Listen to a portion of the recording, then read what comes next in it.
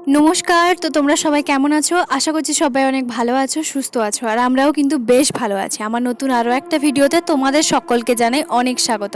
হয়তো ভিডিওটা দেখে নিশ্চয়ই বুঝতে পারছো যে আমি যেখানে এডিটটা করছি আমার বাড়ি কিন্তু আমি যে রুমে থাকি একদমই কিন্তু স্টেশনটা খুবই কাছে। তো এই জন্য একটু ট্রেনটা যাচ্ছে, তো প্লিজ একটুখানি অ্যাডজাস্ট করে নিও। তোমরা যেহেতু আমার চ্যানেলেই প্রথম নতুন সদস্য, তাই হচ্ছে এখন আস্তে আস্তে জানতে পারবে, আমি সবটাই বলবো। যাই হোক, এদিকে আমি বাসনপত্র ছিল সেগুলো হচ্ছে ধুয়ে মুছে পরিষ্কার করে নিলাম। যেহেতু আমি এই সময় কোনো দিনও পরিষ্কার করি না, তার একটাই কারণ আজকে হয়ে গেছে। কারণ আজকে হচ্ছে তোমার ট্যাঙ্কির যে পাইপটা সেটা একটু খারাপের জন্যই হচ্ছে এখন আমাকে সন্ধেবেলা জল উঠে আমাকে সব কিছু হচ্ছে পরিষ্কার করতে হলো, থালা বাসন সেগুলো। তো এদিকে হচ্ছে আমার হাতের কাছে নিশ্চয়ই দেখতে পেয়েছো যে একটুখানি জামাটা ছেঁড়া। আসলে কি হয়েছে, আমি ওইখানে একটা পেরেক ছিল, তো সেটাই হচ্ছে খোঁচা লাগিয়ে হচ্ছে তোমার ছিঁড়ে গেছে। তো সেই কারণে আর এটা তো আর পরবো না, কারণ সেলাই করতে গেলে না অতটা ভালো লাগবে না, সেই হোক। তো সেই জন্য আর এদিকে হচ্ছে আমি চা বানাতে চলে এসেছি, কারণ সন্ধেবেলার সময় আমি এখন চাই খাই, সকাল সন্ধে আমাকে মোট চা দরকার। তবে গরমকালের সময় আমাকে যে কোনো একটা টাইমেই হচ্ছে চা খেতে দেখবে। আর আজকে হচ্ছে তোমার করব গাজরের হালুয়া। আর যেহেতু আমি আজকে একাই খাবো, কারণ ও ফার্স্ট নাইট আছে, যেহেতু ও তো ওইখানে ডিউটি চলে গেছে, তো ও তো ওখানেই খাওয়া দাওয়াটা করবে। কারণ যেহেতু দুপুরবেলা রান্নাবান্না করি, তো মাঝে মধ্যে ও বলে যে আমি খেতে আসবো, আর কোনো সময় বলে সেরকম কাজের প্রেশার থাকলে ও বলে যে আমি ওখানে খেয়ে নেব। তো সেই জন্য আমার কোনো ঝামেলা নেই। এবার হয়তো ভাবছো গাজরের হালুয়া তাহলে কি আমি একা বানিয়ে খাবো? না, ওরকমটা নয়। ও কোনো কিছু পিঠে বলো, গাজরের হালুয়া, ক্ষীর, পায়েস, এগুলো কিন্তু ও বাসি খেতেই ভীষণ পরিমাণে পছন্দ করে। তো সেই জন্য আমি এখন বানিয়ে রেখে দেবো, কিছুটা আমি নিজে হচ্ছে তোমার রুটি তরকারি খাবো, আর রুটি আর হচ্ছে তোমার গাজরের হালুয়া বানাবো, আর হচ্ছে তোমার কালকের জন্য ওটা রেখে দেবো। তো সেই জন্য আগেই হচ্ছে তোমার গাজরগুলোকে ভালো করে ধুয়ে ভালো করে হচ্ছে তোমার গ্রেট করে নিয়েছি। আর এই লাল ধরনের যে গাজরগুলো হয় না, এইগুলো কিন্তু গাজরের হালুয়ার জন্য একদম পারফেক্ট। আর একটা কিন্তু হলুদ রঙেরও থাকে, সেগুলোও ভালো হয়, খারাপ হয় না যে তা নয়। তবে আমি দেখেছি যে এটাতে মনে হয় বেশি ভালো লাগে। তো যাই হোক, গাজরটাকে ভালো করে হচ্ছে তোমার এখানে বলে দিই 700 গ্রাম মতন গাজর আছে।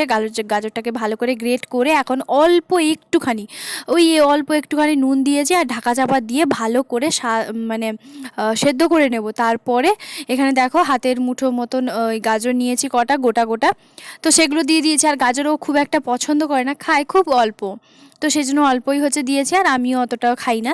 তো যাই হোক, এদিকে হচ্ছে তোমার গাজরের হালুয়াটা আমার প্রায় অনেকটাই হয়ে গেছে, সেদ্ধটা অনেকটা হয়ে গেছে। আর বাদবাকি হচ্ছে তোমার ওই স্বাদ মতো হচ্ছে তোমার চিনি দিচ্ছি। তবে আমি কিন্তু একদমই টেস্ট করি না, ওই আন্দাজ মতোই হচ্ছে তোমার দিয়ে দিই, কারণ আন্দাজটা মোটামুটি ঠিকঠাক করে ফেলি এখন, যেহেতু রান্না করতে করতে হ্যাবিট হয়ে গেছে, তো সেই জন্য। আর আগে কোনো কিছু খাওয়ার টেস্ট করা এগুলো আমার একদমই ভালো লাগে না। যদি ও রুমে থাকতো তাহলে ওকে দিয়েই হচ্ছে তোমার টেস্টটা করিয়ে নিতাম, কিন্তু ও যখন এখন নেই তাহলে আমি আন্দাজ মতো হচ্ছে তোমার প্রথমে অল্প একটুখানি দিয়েছিলাম, তারপরে আবারও দিয়েছি। আর গাজরের হালুয়া খুব একটা যে মিষ্টি জাতীয় ভালো লাগে না অতটা, ওই মোটামুটি, খুব বেশি মিষ্টি হবে না, খুব বেশি আবার হালকাও হবে না। যাই হোক, এদিকে হচ্ছে তোমার গাজরের হালুয়াটা তারপরে আমার অনেকটাই হয়ে গেছে। আর রুমে যেহেতু আমি একা আরামসে সব কিছুই করি, আর সন্ধেবেলা আমার বলতে পারো সেরকম কোনো কিছুই থাকে না, কারণ ওই টুকটাক। আর সবার শেষে হচ্ছে তোমার এখানে দুধটা দিয়ে আরও অনেকক্ষণ কিন্তু ভালো করে নাড়িয়ে একটু গ্রেভি গ্রেভি রাখবো না, বা আমি জানো তো ওই পিস করে যে কাটা হয় থালাতে হচ্ছে তোমার বসিয়ে, তো সেরকম করব না। নর্মালি হচ্ছে যেমন রাখে তো সেরকমই রাখবো, আমার ওরকমটাই বেশি ভালো লাগে। পিস কেটে ওই যে বরফির আকারে, ওটা তোমার আমার হাজব্যান্ডও বিশেষ করে বেশি একটা পছন্দ করে না, আর আমিও কিন্তু অতটাও পছন্দ করি না। যাই হোক, খুব এইভাবেই করব। আর এখানে হচ্ছে তোমার বললাম তো 750 মতন গাজর আছে, তো সেটা দিয়ে এখন হচ্ছে করছি। আর হ্যাঁ, গুঁড়ো দুধটাও কিন্তু দিয়েছিলাম, তবে সেটা তোমাদের সঙ্গে আর শেয়ার করতে পারিনি, কারণ আমার ফোনে হচ্ছে তোমার চার্জ ছিল না। কখন যে হচ্ছে তোমার ঘুমিয়ে পড়েছি দুপুরবেলা না, আর বুঝতেই পারিনি, তো চার্জে দিতে একদমই মনে ছিল না। যাই হোক, এদিকে আমার গাজরের হালুয়াটা একদম কমপ্লিট।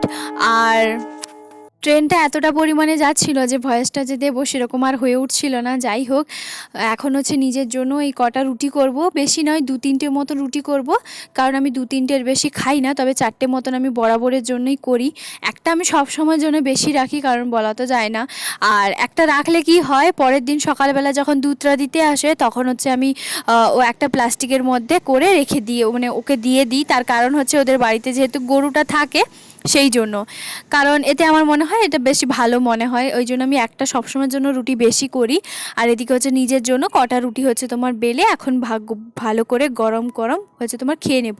আর সবসময়ের জন্য আমি রুটিটা মাখিয়ে কিছুক্ষণ রেখে দিই।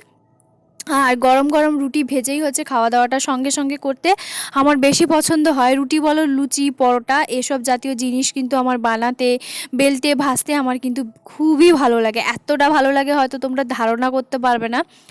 আর আমার জীবনে প্রথম রান্না বলতে পারো রুটি করা, কারণ আমি রুটি ভীষণ পছন্দ করি। আমি দুপুরবেলাও আমি কিন্তু রুটি খেয়ে আমি থেকে যাব, আমার কোনো রকম কোনো অসুবিধা হবে না। দুদিন যদি আমি ভাত না খাই তাও আমি বলবো আমার একটু অসুবিধা হবে না। যাই হোক, এদিকে হচ্ছে তোমার সবগুলো রুটি ভেজে নেব ভালো করে। আর রুটি যদি ফোলে না এতটা পরিমাণে ভালো লাগে সে আর কি বলবো। রুটি কিন্তু ফোলাটা মাস্ট, দরকারই দরকার। রুটি একটা যদি কোনো রুটি যদি না ফোলে তখন মনে হয় যা ফুললই না।